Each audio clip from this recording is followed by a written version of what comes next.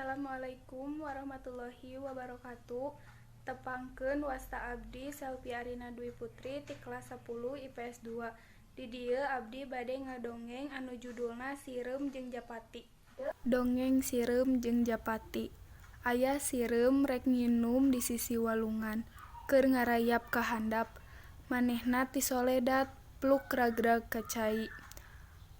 Hadena caina rada ngeuyeum beu palebah dinya mah.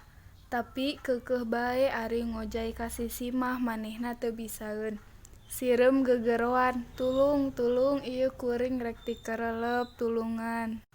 Kabeneran aya Japati keur cindeuteun dina dahan kai anu nyondor ka luhureun cai. Kadengieun aya sireum gegeroan menta tulung. Barang ngareret ka handap, katenjoeun sireum keur kokosehan. Japati karunyaeun, geleber hiber bari ngegel daun salambar. Song asongkeun daun teh ka hareupeun sireum. Sireum tuluy muntang kana daun.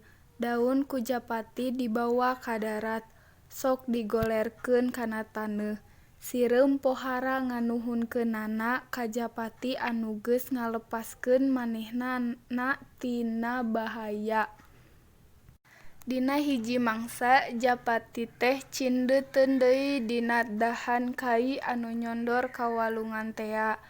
Sireum anu baheula ditulungan ku manehna oge kabeneran aya di handapeun tangkal. Harita ti kajauhan aya paninggaran nyampeurkeun leumpangna keketeuyepan. Teu talangke deui buru-buru sireum nyampeurkeun Japati bari ngaharewos ka manehna.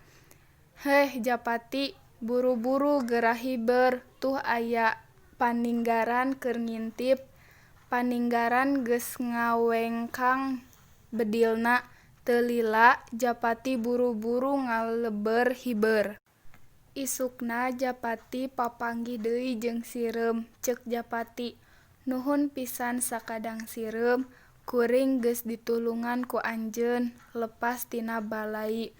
Jawab sireum, "Ari eta mah kapanan kawajiban sararea.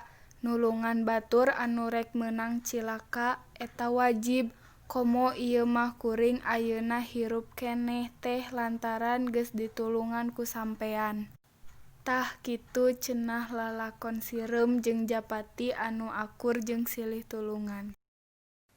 Mung sakitu anu tiasa ku abdi didugikeun. Hapunten bilih aya kalepatan. Wassalamualaikum warahmatullahi wabarakatuh.